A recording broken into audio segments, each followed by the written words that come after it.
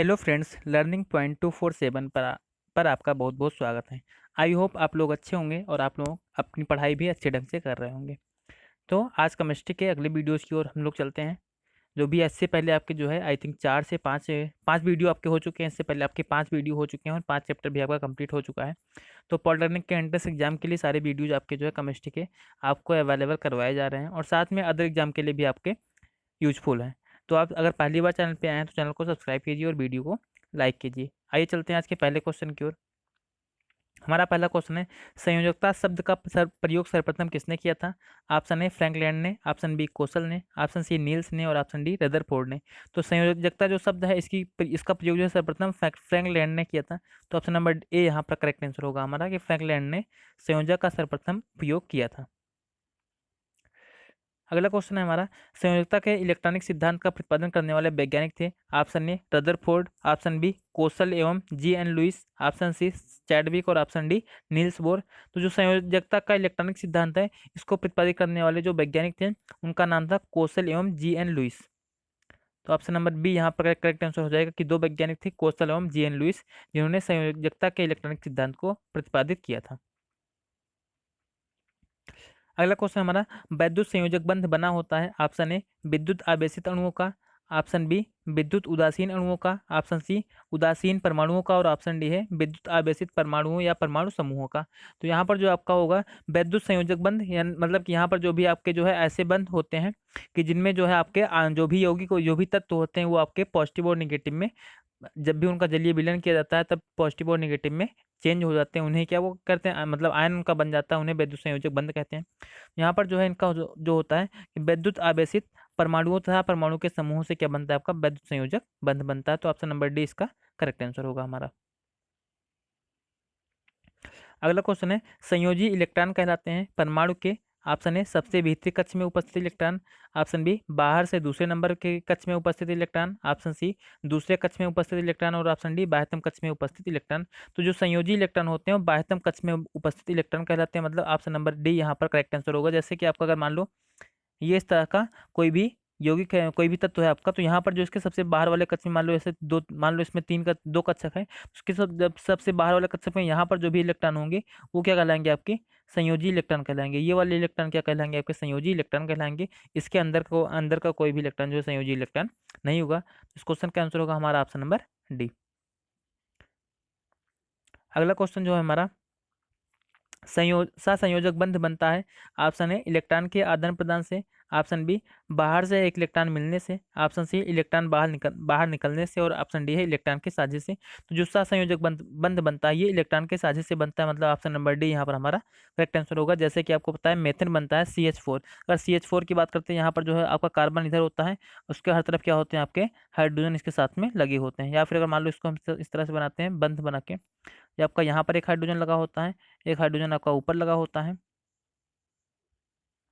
और एक हाइड्रोजन आपका यहाँ पर नीचे लगा होता है और एक हाइड्रोजन आपका यहाँ पर साइड में लगा होता है। तो इस तरह से जो बंध बनते हैं उन्हें क्या कहते हैं हम संयोजक बंध कहते हैं और ये इलेक्ट्रॉन के साझे से बनते हैं। तो ऑप्शन नंबर डी इसका सही आंसर होगा हमारा।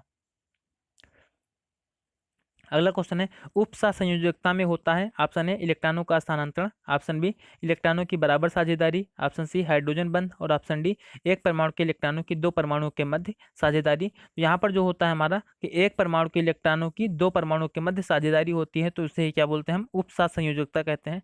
मतलब ये क्या होता है हमारा उपसा संयोजक बंध बनता है। तो इसमें जो है आपका एक परमाणु के इलेक्ट्रॉन होते हैं, उसमें जो है दो परमाणुओं के मध्य उनकी साझेदारी होती है। जैसे हम नॉर्मली देखते हैं NH3 को, अगर NH3 जो आपका अमोनिया होता है या फिर उससे जो है हम जब अमोनियम बनाते हैं NH4 का निर्माण करते हैं, तो N के साथ में जो है आपका इसकी संयोजकता N की संयोजकता 3 होती है। तो H आपका यहाँ पर जुड़ जाता है, एक H आपका जो है यहाँ पर जुड़ जाता है और एक H अगर आपका यहाँ पर एक जुड़ जाता है। तो अगर ये आपका जो है एक H यहाँ पर आपका जुड़ा है इस तरह से, एक एच इसके साथ में यहाँ पर जुड़ा हुआ है और एक एच जो है अब इसकी संयोजकता 3 है तो 3 संयोजकता यहाँ से पूरी हो जाती है, लेकिन एक एच क्या होता है इसके साथ में और जुड़ता है यहाँ पर जो है। मतलब कि आपका ये इसका जो एक इलेक्ट्रॉन होता है वो दो परमाणु के साथ में संयोग करता है। तो यही क्या होता है आपका उपसह संयोजकता कहलाती है। ऑप्शन नंबर डी इसका करेक्ट आंसर होगा हमारा। अगला जो क्वेश्चन है, मर्क्यूरस आयन का प्रतीक है? Option A Hg, double plus, option B Hg2 triple plus और ऑप्शन सी है Hg2 सिंगल प्लस और ऑप्शन डी है Hg2 डबल माइनस। तो यहाँ पर जो भी होगा हमारा मर्क्यूरोसान का जो प्रतीक होता है ये मतलब मरकरी से बनता है और इसका प्रतीक क्या होता है हमारा Hg2 और डबल प्लस होता है, ये मर्क्यूरोसान का प्रतीक, मतलब ऑप्शन नंबर ए इसका हमारा करेक्ट आंसर होगा। अगला क्वेश्चन है अमोनिया से अमोनियम आयन के बनने में NH3 तथा H के बीच बनने वाला बंध होगा। तो इसको तो अभी हमने पीछे बताया आपको। ऑप्शन है सहसंयोजी बंध, ऑप्शन बी उप सहसंयोजी बंध और ऑप्शन सी है विद्युत संयोजी बंध और ऑप्शन डी है इनमें से कोई नहीं। तो अमोनियम से अमोनियम के आयन के बनने में जो है जो NH3 और H के मध्य बनने वाला बंध होता है कौन सा होता है हमारा उप सहसंयोजी बंध होता है। उप सहसंयोजी बंध होता है, मतलब ऑप्शन नंबर बी हमारा सही आंसर होगा।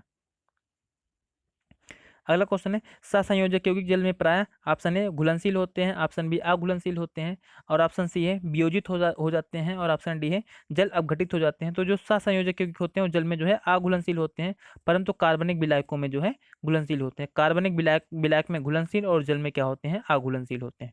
तो ऑप्शन नंबर बी इसका करेक्ट आंसर होगा। अगला क्वेश्चन है सहसंयोजक यौगिक बहुत अधिक विलेय होते हैं। अब यहाँ पर जो है आपका वही आ गया जल में कार्बनिक विलायक में, जल तथा कार्बनिक विलायक दोनों में और ऑप्शन डी इनमें से किसी में नहीं। तो जो सबसे अधिक विलायक होते हैं किसमें होते हैं कार्बनिक विलायक में होते हैं। तो ऑप्शन नंबर बी यहाँ पर करेक्ट आंसर होगा। अगला क्वेश्चन है निम्न में से कौन सा सहसंयोजक अणु है। ऑप्शन ए है Al2Cl6, ऑप्शन बी है Al2O3 और ऑप्शन सी है AlF3। तो इस सब में जो है आपका ये सारे जो भी आपका Al2Cl6 है, Al2O3 और Al जो है F3 है, ये सब क्या करते हैं आपके सहसंयोजक मतलब इलेक्ट्रॉन के साझे के द्वारा जो है बनते हैं। तो इसलिए यहाँ पर क्या होगा हमारा option number D correct answer होगा, मतलब कि यहाँ पर जो है सभी में सहसंयोजक बंध जो है बन रहे हैं। अगला जो क्वेश्चन है किसी परमाणु द्वारा 2 इलेक्ट्रॉन ग्रहण करने के बाद में उस पर आवेश होगा। ऑप्शन है इकाई ऋणावेश, ऑप्शन बी इकाई धनावेश, ऑप्शन सी 2 इकाई ऋणावेश और ऑप्शन डी है 2 इकाई धनावेश। तो अगर मान लो कोई भी आपका परमाणु है वो इलेक्ट्रॉन को ग्रहण कर रहा है तब उसके ऊपर क्या आता है ऋणावेश आता है और यहाँ पर जितने इलेक्ट्रॉन करेगा उतने इकाई जो है ऋणावेश आएगा। तो 2 इलेक्ट्रॉन कर रहा है तो फिर कितना आएगा 2 इकाई ऋणावेश आ जाएगा और जितने इलेक्ट्रॉन दान करता है उतना इकाई जो है धनावेश आता है। तो यहाँ पर ग्रहण कर रहा है, दान तो कर नहीं रहा, अगर दान कर रहा होता तो 2 इकाई धनावेश होता है लेकिन ग्रहण कर रहा है इसलिए क्या होगा 2 इकाई ऋणावेश होगा। तो ऑप्शन नंबर सी हमारा सही आंसर होगा। अगला क्वेश्चन है सहसंयोजक यौगिकों के गलनांक और क्वथनांक वैद्युत संयोजक यौगिकों की तुलना में प्रायः कम होते हैं, बी समान होते हैं, सी है अधिक होते हैं और ऑप्शन डी है गलनांक कम और क्वथनांक अधिक होते हैं। तो जो सहसंयोजक जो वैद्युत संयोजक आपके यौगिक होते हैं उनकी जो है जो वैद्युत संयोजक यौगिक होते हैं उनका जो गलनांक और क्वथनांक होता है वो काफी उच्च होता है और सहसंयोजक यौगिकों का क्या होता है कम होता है। तो ऑप्शन नंबर ए इसका हमारा करेक्ट आंसर होगा कि सहसंयोजक यौगिकों के जो गलनांक और क्वथनांक होते हैं वैद्युत संयोजक यौगिकों की अपेक्षा क्या होते हैं कम होते हैं। तो ऑप्शन नंबर ए इसका हमारा करेक्ट आंसर होगा।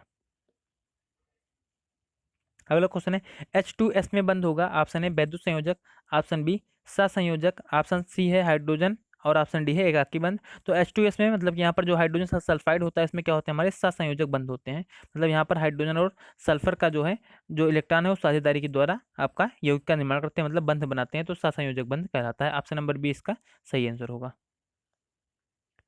अगला क्वेश्चन है निम्न में से किस यौगिक में सहसंयोजक बंध है। Option A MgCl2, option B है NaCl, ऑप्शन सी है CH4 और ऑप्शन डी है CaBr। तो यहाँ पर अगर सहसंयोजक बंध की बात की जाए तो जो CH4 होता है जो आपका जिसको मेथन बोलते हैं, मेथन को मार्स गैस भी बोला जाता है, तो इसके बीच में क्या होता है हमारा जो है सहसंयोजक बंध होता है। इसके साथ में जो है आपके 4 हाइड्रोजन लगे होते हैं, कार्बन के साथ में इस तरह से जुड़े होते हैं आपके 4 हाइड्रोजन और ये जो है इलेक्ट्रॉनों के साझेदारी से बनता है। तो ये आपका सहसंयोजक बंध कहलाता है हमारा। ऑप्शन नंबर सी मेथन में जो है सहसंयोजक बंध है। बाकी MgCl2, NaCl और CaBr में कौन सा होगा वैद्युत संयोजक बंध हो जाएगा क्योंकि यहाँ पर ये सारी धातुएं हैं। Mg, Na और Ca जो है आपकी धातुएं हैं। तो यहाँ पर ऑप्शन नंबर सी करेक्ट होगा हमारा। अगला जो हमारा क्वेश्चन है निम्न में से ध्रुवीय यौगिक है। ऑप्शन ए है CH4, ऑप्शन बी है CCl4, ऑप्शन सी है C2H6 और ऑप्शन डी है HCl। तो ध्रुवीय यौगिक क्या होते हैं ऐसे यौगिक जो किसी अवस्था में कभी आपके जो है वो मतलब सहसंयोजक बंध की तरह और कभी कभी जो है आपके जो है अगर बंध उनमें टूटता है तो एक के ऊपर आंशिक धनावेश और दूसरे के ऊपर आंशिक ऋणावेश आ जाता है। तो ऐसे यौगिक क्या कहलाते हैं हमारे ध्रुवीय यौगिक कहलाते हैं। यहाँ पर जो आपका HCl दिख रहा है जिससे हम हाइड्रोक्लोरिक अम्ल कहते हैं, यहाँ पर क्या होता है अगर इसके बंध टूटते हैं तो H के ऊपर आपका जो है आंशिक धनावेश और क्लोरीन के ऊपर आंशिक ऋणावेश आता है। ये विद्युत ऋणात्मकता के कारण होता है। तो ऑप्शन नंबर डी इसका हमारा जो है करेक्ट आंसर होगा यहाँ पर। कि HCl में HCl क्या है, हमारा एक ध्रुवीय यौगिक है। अगला जो क्वेश्चन है, वह कौन सा यौगिक है जो पानी में घुलने पर अच्छा विद्युत चालक होता है जबकि इसके पूर्व विद्युत कुचालक होता है? ऑप्शन ए सहसंयोजक ठोस, ऑप्शन बी है आयनिक ठोस, ऑप्शन सी है आणविक ठोस और ऑप्शन डी है धात्विक ठोस। तो जो आयनिक ठोस होते हैं जिनमें आयनिक बंध बना होता है, जिसे हम विद्युत संयोजी बंध भी कहते हैं, तो जो है जो आयनिक ठोस होते हैं वो अगर जब जल में घुलते हैं तो विद्युत का अच्छा चालन करते हैं, परंतु ठोस अवस्था में जो है विद्युत का चालन नहीं करते हैं। तो ऑप्शन नंबर बी यहाँ पर करेक्ट आंसर होगा, क्योंकि जल में घुलने के बाद में इनमें जो है मुक्त इलेक्ट्रॉन आ जाते हैं। अगला है आयनिक बंध बनने की शर्त है। ऑप्शन ए दोनों परमाणु धन विद्युतीय हों, ऑप्शन बी है दोनों परमाणु उच्च आयन ऊर्जा रखते हों, ऑप्शन सी है दोनों परमाणु ऋणावेशित हों और ऑप्शन डी है किसी एक परमाणु की आयन ऊर्जा कम हो। तो आयनिक बंध बनने की जो शर्त होती है वो किसी दो, जब दो परमाणु होते हैं तो दो परमाणु में से एक की आयन ऊर्जा क्या होती है, कम होती है। जब एक की आयन ऊर्जा कम होती है तब दो जो आपके परमाणु होते हैं उनके बीच में आयनिक बंध का निर्माण होता है। तो इसका आंसर हमारा ऑप्शन नंबर डी होगा। अगला क्वेश्चन है, सोडियम क्लोराइड में बंध होता है। ऑप्शन ए सहसंयोजक बंध, ऑप्शन बी है वैद्युत संयोजक बंध और ऑप्शन सी है उप सहसंयोजक बंध और ऑप्शन डी है इनमें से कोई नहीं। तो सोडियम क्लोराइड मतलब NaCl की बात कर रहा है, ये NaCl की बात कर रहा है। तो NaCl में जो आपका होता है, NaCl में जो होता है यहाँ पर क्या होता है आपका, ये तो इसका जलीय विलयन करने पर ये Na प्लस और प्लस Cl माइनस में आपका चेंज हो जाता है। Na प्लस और प्लस Cl माइनस में विभक्त हो जाता है, मतलब यहाँ पर कौन सा हो जाता है हमारा वैद्युत संयोजक बंद हो जाता है। तो ऑप्शन नंबर बी यहाँ पर हमारा करेक्ट आंसर होगा कि वैद्युत संयोजक बंद होगा सोडियम क्लोराइड में। अगला जो क्वेश्चन है, सहसंयोजी यौगिकों की तुलना में वैद्युत संयोजी यौगिकों के सामान्यता होते हैं। ऑप्शन ए उच्च गलनांक तथा उच्च क्वथनांक, ऑप्शन बी निम्न गलनांक तथा निम्न क्वथनांक, ऑप्शन सी है निम्न गलनांक तथा उच्च क्वथनांक और ऑप्शन डी है उच्च गलनांक तथा निम्न क्वथनांक। यहाँ पर सहसंयोजी यौगिकों की तुलना में वैद्युत संयोजी का पूछ रहा है, तो वैद्युत संयोजी के क्या होते हैं, हमारे उच्च गलनांक और उच्च क्वथनांक होते हैं। और सहसंयोजी यौगिकों की तुलना में जो है ये वैद्युत संयोजी यौगिक के जो गलनांक और क्वथनांक होते हैं वो ज़्यादा होते हैं। और अगर इसी का उल्टा पूछा जाए कि वैद्युत संयोजी यौगिक की तुलना में सहसंयोजी यौगिकों के जो गलनांक और क्वथनांक होते हैं वो क्या होते हैं, तो निम्न होते हैं। तो वैद्युत संयोजी की अपेक्षा जो है सहसंयोजी के निम्न होते हैं और सहसंयोजी की अपेक्षा वैद्युत संयोजी के जो है उच्च होते हैं। तो ऑप्शन नंबर ए इसका करेक्ट आंसर होगा। अगला क्वेश्चन है, गलित सोडियम क्लोराइड विद्युत का चालक होता है क्योंकि इसमें ऑप्शन ए मुक्त इलेक्ट्रॉन होते हैं, ऑप्शन बी है मुक्त आयन होते हैं, ऑप्शन सी मुक्त अणु होते हैं और ऑप्शन डी है यहाँ पर कि सोडियम तथा क्लोरीन परमाणु होते हैं। तो यहाँ पर जब भी आपकी गलित सोडियम जो होता है, गलित सोडियम क्लोराइड मतलब NaCl का जो आपका जलीय विलयन होता है उसमें क्या होते हैं, विद्युत का चालन होता है, क्योंकि वहाँ पर आपके जब वो आयन में टूटते हैं तब उसमें क्या होता है, मुक्त इलेक्ट्रॉन उपस्थित होते हैं, क्योंकि सोडियम आपकी धातु है उसमें मुक्त इलेक्ट्रॉन उपस्थित होते हैं। तो आपका जो है ऑप्शन ए करेक्ट आंसर उसका हो जाएगा। अगला क्वेश्चन है, वे यौगिक जो जल तथा गलित अवस्था में आयनित हो जाते हैं कहलाते हैं उपसहसंयोजी यौगिक, ऑप्शन बी है सहसंयोजी यौगिक, ऑप्शन सी है वैद्युत संयोजी यौगिक और ऑप्शन डी है समसंयोजी यौगिक। तो यहाँ पर जो यौगिक जल या गलित अवस्था में आयनित होते हैं उन्हें क्या कहते हैं, वैद्युत संयोजी यौगिक कहते हैं। तो ऑप्शन नंबर सी यहाँ पर हमारा करेक्ट आंसर होगा कि वैद्युत संयोजी यौगिक कहते हैं उन्हें जो है जो जल या गलित अवस्था में आयनित हो जाते हैं। अगला क्वेश्चन हमारा, निम्न में से किसमें सहसंयोजक एवं आयनिक दोनों बंध होते हैं? ऑप्शन ए है NaOH, ऑप्शन बी है CCl4, सॉरी ऑप्शन ए है HOH, ऑप्शन बी है CCl4, ऑप्शन सी है NaCl और ऑप्शन डी है यहाँ पर NaOH। तो यहाँ पर जो NaOH होता है सोडियम हाइड्रोक्साइड होता है, NaOH सोडियम हाइड्रोक्साइड होता है। ये क्या होता है आपका, इसमें सहसंयोजी बंध होते हैं और आयनिक बंध दोनों होते हैं, क्योंकि ये आपका जो है जिसका जलीय विलयन करने पर ये Na प्लस और OH माइनस में टूट भी जाता है और साथ में यहाँ पर जो सहसंयोजक बंध भी बनाता है, क्योंकि यहाँ पर इलेक्ट्रॉन की साझेदारी होती है, यहाँ पर इलेक्ट्रॉन की साझेदारी होती है।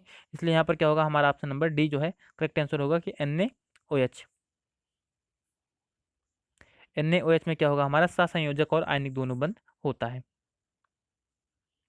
अगला क्वेश्चन है, वह यौगिक जिसमें आयनिक और सहसंयोजक दोनों बंध हैं। Option A CH4, option B है KCN, ऑप्शन सी है H2 और ऑप्शन डी है KCl। तो यहाँ पर जो KCN होता है, जो KCN है इसमें क्या होता है आपका K के ऊपर प्लस आता है और CN के ऊपर क्या आता है, माइनस आता है। तो इसलिए क्या होते हैं, ये हमारे जो है वैद्युत संयोजी बंध हो जाते हैं, मतलब आयनिक बंध हो जाते हैं। आयनिक बंध या वैद्युत संयोजी बंध ये आपके क्या होते हैं, एक ही बंध होते हैं, ठीक है। आयनिक बंध या वैद्युत संयोजी बंध इन्हें क्या कहते हैं, एक ही बंध होते हैं आपके होते हैं और इन्हीं को जो है इलेक्ट्रोवैलेंसी बॉन्ड भी कहा जाता है। इन्हीं को क्या बोला जाता है, इलेक्ट्रोवैलेंसी जो है बॉन्ड कहा जाता है। और यहाँ पर जो आपके इलेक्ट्रॉनों की साझेदारी होती है, इसलिए KCN में क्या होता है आपका सहसंयोजक बंध भी होता है। तो ऑप्शन नंबर बी यहाँ पर हमारा करेक्ट आंसर होगा। अगला क्वेश्चन है, किस यौगिक में सहसंयोजक बंध उपस्थित हैं? Option A magnesium chloride, option B है sodium chloride, option C calcium oxide और ऑप्शन डी है एथेन।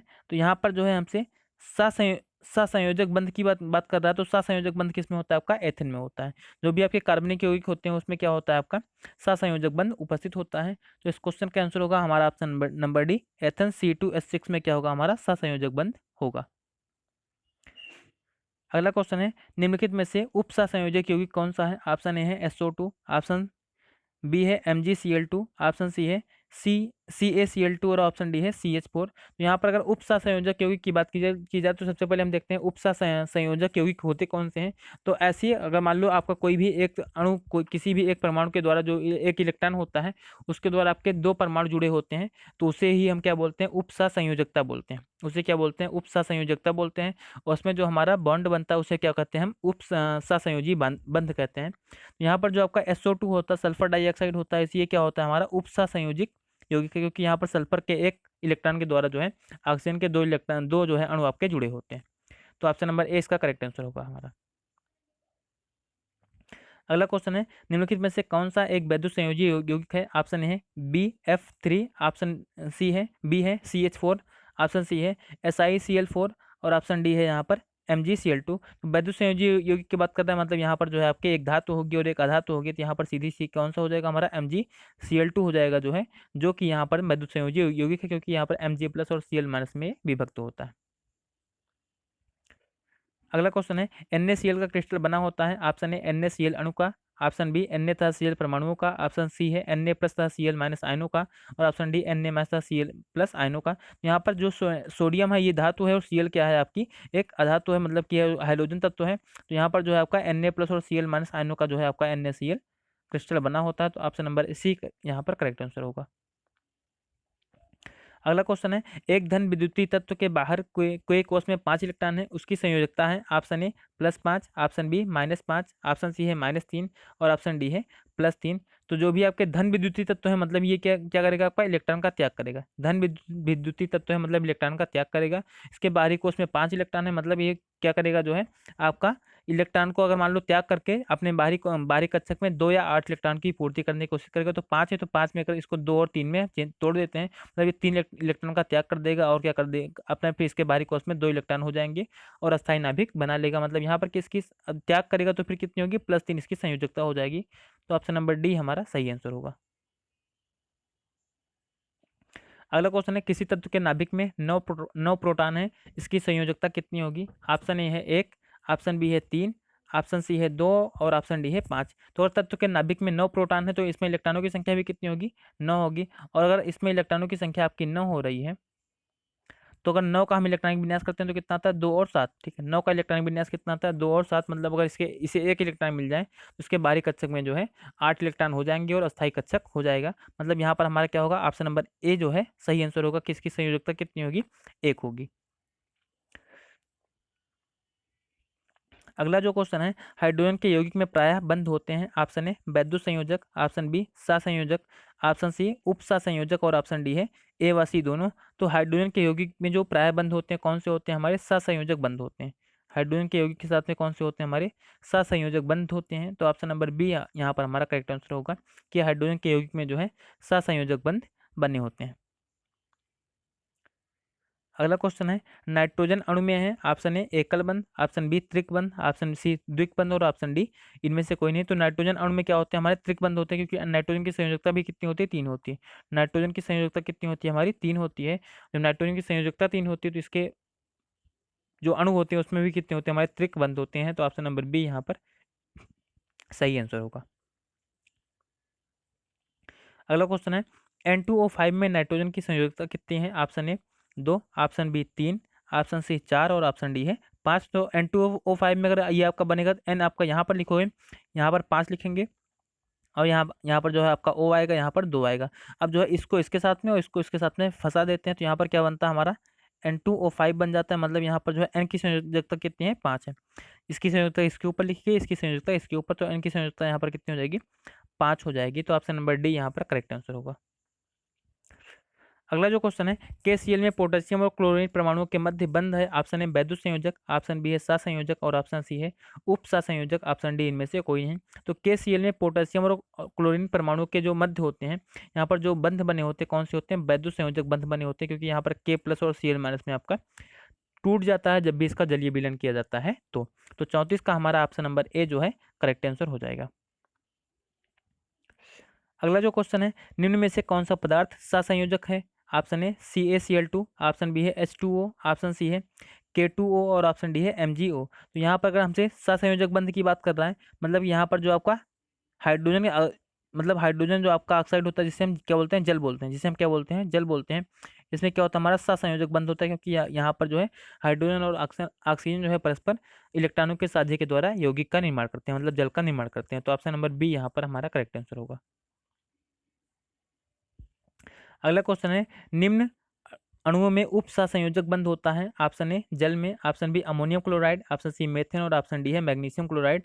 तो उप सहसंयोजक बंध की बात करते हैं तो किसमें होता है, हमारा अमोनियम क्लोराइड मतलब NH4 में होता है। किसमें होता है, NH4 अमोनियम क्लोराइड में होता है। यहाँ पर आपकी अमोनिया की संयोजकता तीन, सॉरी नाइट्रोजन की संयोजकता 3 होती है, तो उसके साथ में आपके 3 हाइड्रोजन लग जाते हैं, और बाकी चौथा हाइड्रोजन भी आपका उसी के एक इलेक्ट्रॉन के साथ में सहसंयोजी बंध जो है बनाता है। इसलिए ऑप्शन नंबर बी यहाँ पर हमारा करेक्ट आंसर होगा। आपका यहाँ पर N के साथ में जो है आपका एक इलेक्ट्रॉन, एक H इधर लगेगा, एक H आपका इधर लगेगा और एक H जो है इधर लगता है, और साथ में इसी के साथ में यहाँ पर बीच में से एक H और लग जाता है। तो इस तरह से आपके यहाँ पर उप सहसंयोजी जो है बंद हो जाते हैं अमोनियम क्लोराइड में। अगला जो क्वेश्चन है, एक तत्व का परमाणु भार 24 है तथा इसके नाभिक में 12 न्यूट्रॉन है, उसकी संयोजकता कितनी होगी। तो यहाँ पर तत्व के परमाणु भार 24 है, तो इसके अगर नाभिक में 12 न्यूट्रॉन है तो इसके प्रोटॉन भी कितने होंगे, 12 होंगे, और जितने प्रोटॉन होते हैं उतने ही इलेक्ट्रॉन होते हैं, मतलब इलेक्ट्रॉन की संख्या कितनी होगी, 12 हो गई। तो 12 अगर इलेक्ट्रॉन की हो गई तो इसको अगर हम तोड़ेंगे तो कितना होगा हमारा 2, मतलब इलेक्ट्रॉनिक विन्यास करेंगे तो कितना होगा 2 8 और 2, 2 8 और 2 इसका इलेक्ट्रॉनिक विन्यास हो जाएगा, मतलब कि संयोजकता कितनी होगी हमारी, फिर 2 हो जाएगी। संयोजकता फिर इसकी कितनी होगी, 2, क्योंकि बाहरी कोष के जो इलेक्ट्रॉन होते हैं वही क्या कहलाते हैं, हमारे संयोजी इलेक्ट्रॉन कहलाते हैं। उनकी जो संख्या होती है वही हमारी संयोजकता कहलाती है। अगला क्वेश्चन है, N2 अणु के बंध के निर्माण में इलेक्ट्रॉनों की कुल कितनी संख्या भाग लेती है। ऑप्शन ए 2, ऑप्शन बी है 6, ऑप्शन सी है 8 और ऑप्शन डी है 4। तो यहाँ पर एन का जो एन की जो संयोजकता होती है कितनी होती है, 3। तो यहाँ पर आपके एन के जो है 2 अणु आपके आकर के मिलते हैं, मतलब यहाँ पर कितने हो जाएंगे, कितने इलेक्ट्रॉन भाग लेंगे, 6 इलेक्ट्रॉन जो है इसमें भाग लेंगे, क्योंकि एन आपका एक एन का 3 अणु और दूसरे एन का भी कितना 3 इलेक्ट्रॉन जो है आपका भाग लेगा, मतलब कुल कितने हो जाएंगे, 6 इलेक्ट्रॉन हो जाएंगे। अगला जो क्वेश्चन है, सहसंयोजी यौगिकों में दो परमाणुओं के मध्य अधिकतम सहसंयोजी बंधनों की संख्या कितनी होती है। ऑप्शन ए 4, ऑप्शन बी है 2, ऑप्शन सी है 3 और ऑप्शन डी है 1। तो अगर सहसंयोजी यौगिकों में दो परमाणुओं के मध्य देखा जाए तो अधिकतम सहसंयोजी बंधनों की संख्या कितनी होती है, 3 होती है। यहाँ पर कितनी होती है, अधिकतम सहसंयोजी बंध कितने बने होते हैं आपके, 3 जो है सहसंयोजी बंध बनने होते हैं। तो ऑप्शन नंबर सी इसका करेक्ट आंसर हो जाएगा। अगला क्वेश्चन है, KMnO4 में मैग्नीज की संयोजकता क्या होगी। Option A 2, option B 4, option C है 6 और ऑप्शन डी है 7। तो अगर मान लो KMnO4 की बात की जाती है तो यहाँ पर जो मैग्नीज की संयोजकता होती है कितनी होती है, KMnO4 में मैग्नीज की संयोजकता कितनी हो जाती है, यहाँ पर 6 हो जाती है, क्योंकि यहाँ पर जो है अगर मान लो यहाँ पर मैग्नीज जो भी है, तो मैग्नीज का अगर हम मैग्नीज की अगर हम परमाणु क्रमांक की बात करते हैं तो मैग्नीज का परमाणु क्रमांक कितना होता है, 25 होता है। इसका परमाणु क्रमांक कितना होता है, 25 होता है, और 25 इसका परमाणु क्रमांक होता है मैग्नीज का, और इसकी संयोजकता यहाँ पर कितनी कितनी होगी, KMnO4 मतलब पोटेशियम परमैंगनेट जो है, इसमें इसकी संयोजकता कितनी होगी, हमारी 6 होगी। तो ऑप्शन नंबर सी यहाँ पर हमारा करेक्ट आंसर हो जाएगा। अगला जो क्वेश्चन है, विद्युत संयोजक बंध होता है। ऑप्शन ए NaCl में, ऑप्शन बी Br2 में, ऑप्शन सी है PF5 में और ऑप्शन डी है XeF4 में। तो यहाँ पर जो विद्युत संयोजक बंध होता है किसमें होता है, आपका NaCl मतलब सोडियम क्लोराइड में आपका विद्युत संयोजक बंध होता है। तो ऑप्शन नंबर ए इसका करेक्ट आंसर होगा हमारा। अगला जो क्वेश्चन है, असमान तत्वों के मध्य इलेक्ट्रॉनों के स्थानांतरण से निम्न में से कौन से बंध बनते हैं। ऑप्शन ए है आयनिक बंध, ऑप्शन बी विद्युत संयोजक बंध, ऑप्शन सी है ए तथा बी दोनों और ऑप्शन डी है सहसंयोजक बंध। तो आपके असमान तत्व जो होते हैं उसमें इलेक्ट्रॉनों के स्थानांतरण से आयनिक बंध भी बनते हैं और विद्युत संयोजक बंध भी बनते हैं, मतलब ऑप्शन नंबर सी यहाँ पर जो है करेक्ट आंसर हो जाएगा। अब यहाँ पर जो है दो क्यों हुआ, आयनिक बंध और विद्युत संयोजक बंध, क्योंकि आयनिक बंध और विद्युत संयोजक बंध आपके एक ही होते हैं, इन्हीं के जो है दो नाम है आपके, चाहे उसे आयनिक बंध बोलते हैं या फिर विद्युत संयोजक बंध बोलते हैं। तो इसलिए यहाँ पर क्या होगा, हमारा ऑप्शन नंबर सी जो है करेक्ट आंसर होगा। तो इस वीडियो का लास्ट क्वेश्चन था, आप ज़्यादा से ज़्यादा जो है वीडियो को देखिए और अपने दोस्तों में शेयर भी कीजिए और साथ में चैनल को सब्सक्राइब कीजिए, और अगर वीडियो पसंद आए तो उसे लाइक भी कीजिए और अपनी पढ़ाई को आप कंटिन्यू रखिए। Thank you.